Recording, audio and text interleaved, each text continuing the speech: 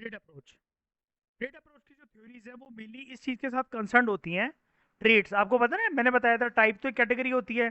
किसकी कैटेगरी होती है? नंबर ऑफ ट्रेड्स की। आपके अंदर कशिश समक्ष A B C 1 2 3 number of qualities होंगी, उसी तो आपकी एक कैटेगरी बनेगी कि आप इस तरह के लोग हो, इस कैटेगरी के लोग हो, इस टाइप के लोग हो, है ना। तो यहाँ पर टाइप क्या होता है, सॉरी ट्रेड अप्रोच क्या होता है?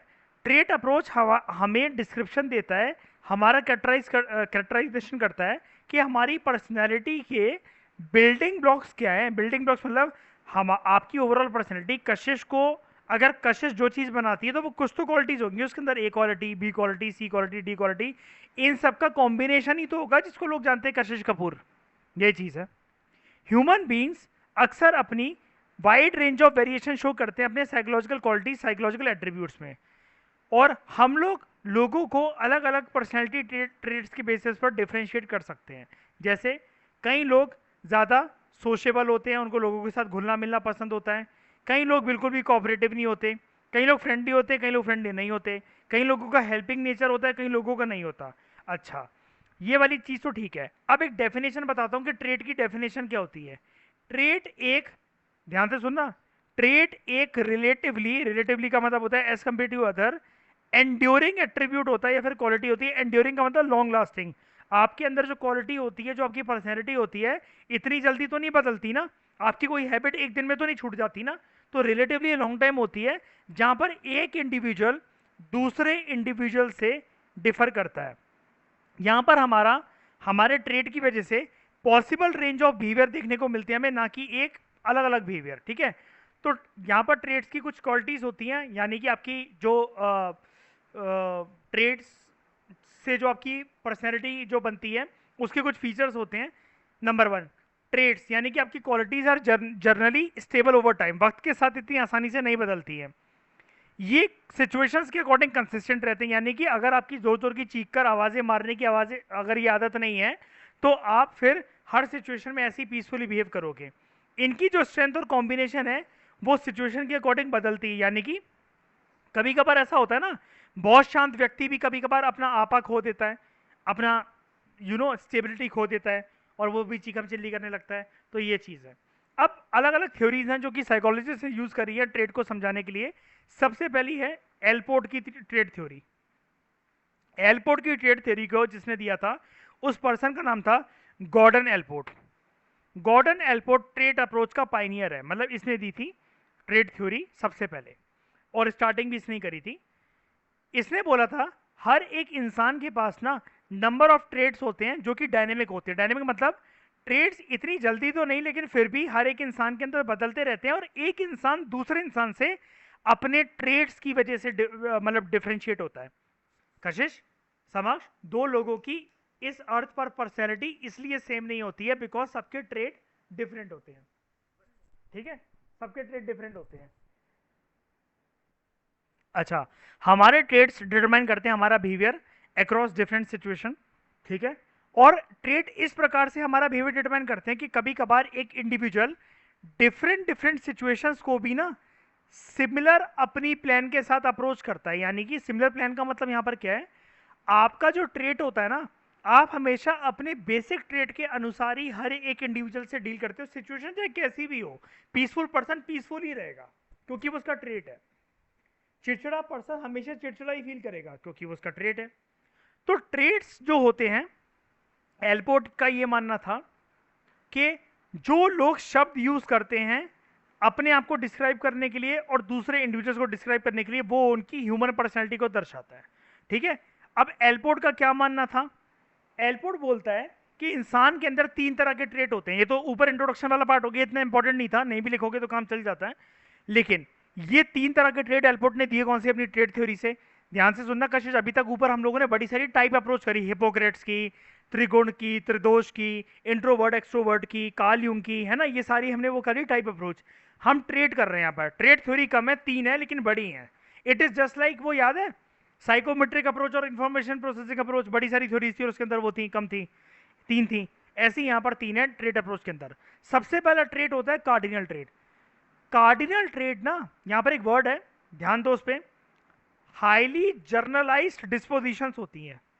अब भाई ये तगड़ा वर्ड मतलब क्या, highly general disposition. Highly general disposition का मतलब क्या होता है, पर्सन हमेशा इनकी तरफ झुका ही रहता है, इसको पर्सन के अंदर से निकालना और ये बोलना कि छोड़ दो इस चीज को, ये इम्पॉसिबल है, नेक्स्ट टू इम्पॉसिबल है। पूरी जिंदगी हमेशा उस पर्सन की इस ट्रेट के इर्द गिर्द घूमती रहती है। कार्डिनल ट्रेट्स ऐसा गोल बताते हैं जिसके इर्द गिर्द पर्सन की पूरी जिंदगी घूमती रहती है। अच्छा, ऐसे ट्रेड किसके अंदर देखने को मिलते हैं, जैसे महात्मा गांधी का ट्रेड नॉन वायलेंस। गांधी को गोली लग गई लेकिन नॉन वायलेंस का प्रिंसिपल नहीं छोड़ा। हिटलर का नाजिज्म का कंसेप्ट, ज्यूस को मारना, नाजिज्म को बचाना, ये कार्डिनल ट्रेड है। ऐसी मदर टेरेसा का आप लिख सकते हो ह्यूमैनिटेरियन, मतलब किसी किसी लोगों के अंदर वो ठोस स्वभाव होना कि वो चीज करेगा ही। जैसे कबीर सिंह के अंदर भूख होना, क्या रटवाने की, ये वही चीज है। इस तरह के जो ट्रेड्स हैं ये हमेशा पर्सन के साथ इस प्रकार से एसोसिएट करे जाते हैं कि ये लोगों की स्ट्रॉन्ग आइडेंटिटी बन जाता है, ये लोगों की स्ट्रॉन्ग आइडेंटिटी बन जाता है। जैसे गांधी के स्टेट को आप कहोगे गांधीयन ट्रेड, हिटलर की स्टेट को कहोगे हिटलेरियन ट्रेड। ठीक है, ये इनका इफेक्ट जो होता है, मतलब they are less pervasive effect. Pervasive effect का मतलब ये होता है इतना ज्यादा हावी नहीं होते पर्सन के अंदर, लेकिन फिर भी अगर एक बार हावी हो गए तो इनको चेंज करना बहुत मुश्किल है। पहला ट्रेड समझ में आ गया कशिश?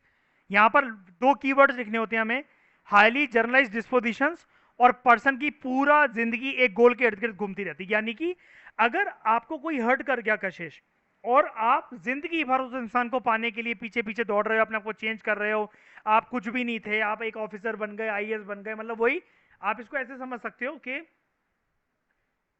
ठुकरा के मेरा प्यार मेरा इंतकाम देखेगी, वो आईएएस बन गए उस चक्कर में, वो उसका कार्डिनल ट्रेट है। कार्डिनल ट्रेट आपकी पर्सनैलिटी की जड़ होता है, इसको चेंज करना इतना आसान नहीं होता, ये चीज है। अब सेंट्रल ट्रेट के बारे में पढ़ते हैं। सेंट्रल ट्रेट जैसे क्या, यानी कि आप कितने वार्म हो, सिंसियर हो, डिलीजेंट हो, ये कुछ क्वालिटीज है। मतलब ये वाले ट्रेट ना कहां यूज करे जाते हैं, सेंट्रल ट्रेट, ध्यान से सुनना। जब आप अपनी जॉब पे लगना चाहते हो और किसी को जॉब एप्लीकेशन लिख रहे हो, अपनी क्वालिटीज बता रहे हो, या फिर टेस्टिमोनियल्स, यानी कि शादी.com पे हमारी कशिश की आईडी बनाई है इसके पापा मम्मी ने, है ना, तो उस पे मेंशन करा जाता है जो चीज कशिश की क्वालिटी जो मेंशन करी जाएगी।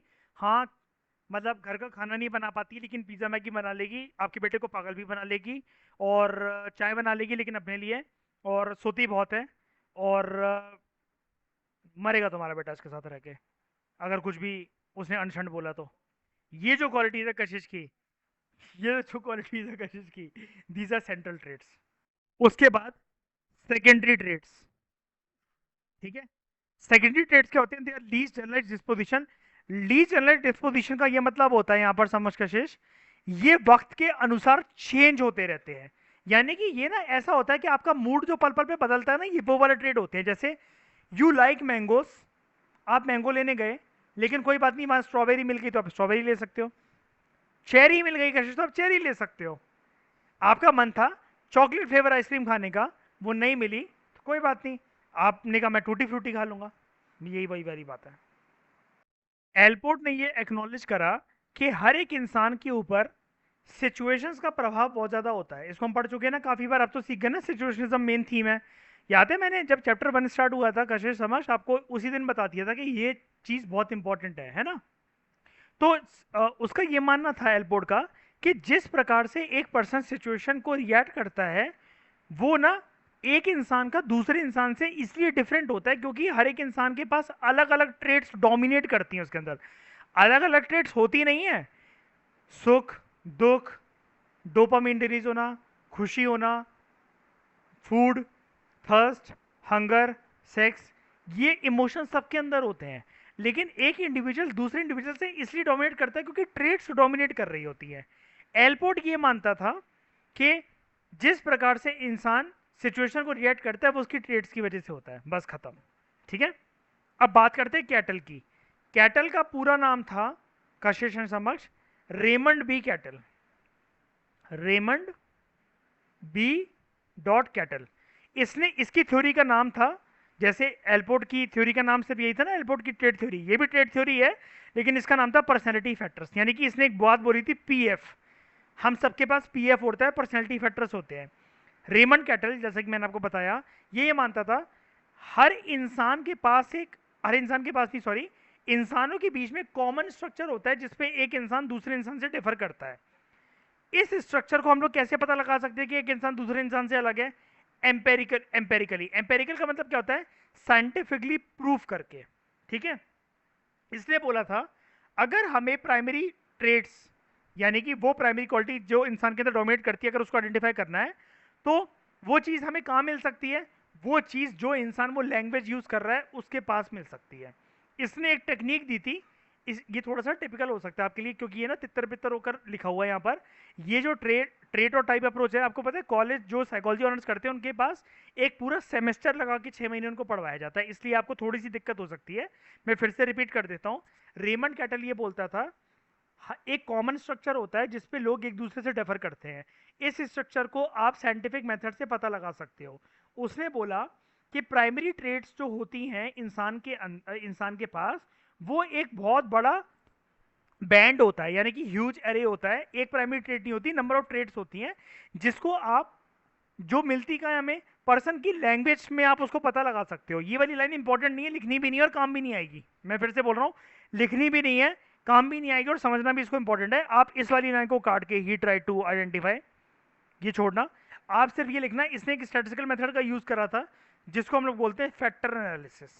इसने ये बोला था हर इंसान, मतलब इंसानों के पास 16 प्राइमरी या फिर सोर्स ट्रेड्स होते हैं। अब ये होते क्या हैं? सोर्स ट्रेड्स वो ट्रेड्स होते हैं जो कि स्टेबल हैं, हमारे पर्सनैलिटी के बिल्डिंग ब्लॉक्स हैं। ठीक है, सरफेस ट्रेड्स क्या होते हैं? सोर्स ट्रेड्स के इंटरेक्शन से जो बने हैं वो होते हैं सरफेस ट्रेड। मैं फिर से बोल रहा हूँ, टिपिकल है, ध्यान से सुन लो। इसने बोला 16 सोर्स ट्रेड्स हैं। सोर्स ट्रेड ए और सोर्स ट्रेड बी जब मिलेंगे आपस में, तो वो बनाएंगे सी, एक नया ट्रेड जिसका नाम होगा सरफेस ट्रेड।